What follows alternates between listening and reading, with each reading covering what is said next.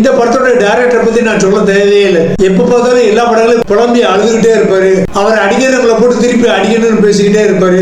எங்களை அடக்குறாங்க, எங்களை நசுக்குறாங்க, எங்களை ஒதுக்குறாங்க, எங்களை பிதுக்குறாங்கன்னு எல்லா படங்களையும் கதறிக்கிட்டே இருப்பாரு. அடுத்து இந்த படத்தோட ஹீரோ யாரு பாத்தீங்கன்னா அப்பாவை மாதிரியே தான் மகனும்.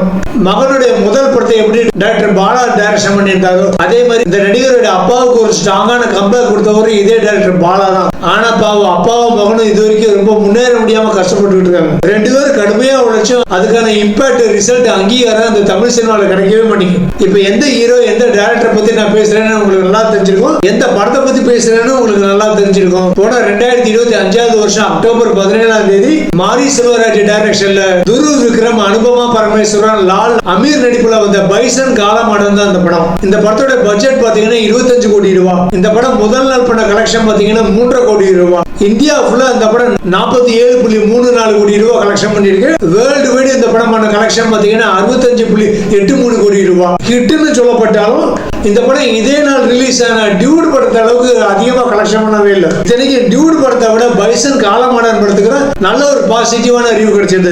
அப்படி இருந்து இந்த படம் டியூட் படத்தை அளவுக்கு ஏன் கலெக்ஷன் பண்ணல அப்படின்னு பாத்தீங்கன்னா ஒரு முக்கியமான 2 ரீசன்கள் தான். முதல் காரணம் என்ன அப்படின்னு பாத்தீங்கன்னா ரெண்டுமே ஜாதிய வெறியை பத்தி பேசுற படங்கள் தான். ஆனா ஒரு என்ன ஒரு வித்தியாசம்னா டியூட் படம் வந்து கசப்பான மாத்திரையை தேன்ல முக்கி கொடுக்கிற மாதிரி நல்லா ஜாலியா காமெடியா சொல்லி இருப்பாங்க.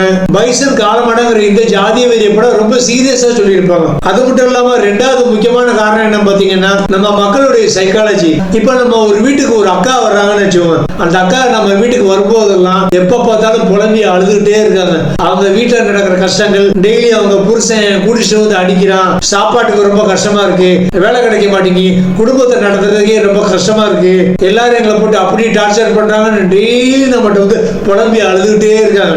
அதே நேரம் நம்ம வீட்டுக்கு இன்னொரு அண்ணாச்சி வர்றாரு.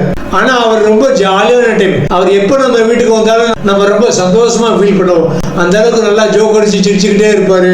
எப்ப பார்த்தாலும் மனுஷன் புரணி பேசிக்கிட்டே இருப்பாரு. ஆனா அவர் வந்தா நல்லா ஜாலியா இருக்கும். இந்த 2 பேர்ல யாருடைய வருகையை நம்ம அதிகமா விரும்புவோம்? அடிக்கடி எப்ப பார்த்தாலும் நம்ம வீட்டுல வந்து புலம்பி அழுதுகிட்டே இருக்கிற அந்த அக்காவுடைய வருகையை நம்ம விரும்புவோமா, இல்ல எப்பவுமே ஜாலியா பேசுற அந்த அண்ணாச்சியோட வருகையை நம்ம விரும்புவோமா? அப்படிப்பட்ட அந்த அக்கா தான் அந்த பைசன் காலமாடன் படம். எப்ப பார்த்தாலும் ஒரே புலம்பல் அழுகாட்சி தான். அந்த அண்ணாச்சி தான் டியூட் படம். நல்லா ஜாலியா இருப்பாரு. நல்லா அவர் கூட நம்ம இருக்கும்போது நல்லா டைம் நல்லா ஜாலியா பொழுது போவோம். இந்த ஒரு ரீசன் தான் காலமாடன் படத்தை விட டியூட் படம் அதிகமான கலெக்ஷன் பண்ணதுக்கு காரணம். அதுக்காக பைசன் படத்தோட டியூட் படம் ரொம்ப சூப்பர்லாம் நான் சொல்ல மாட்டேன். அதுவும் ஜென்சி கிட்டுகளை ஸ்பாயில் பண்ற ரொம்ப மோசமான ஒரு படம் தான். கிட்டத்தட்ட அந்த காலத்து கே பாலச்சந்தர் படம்.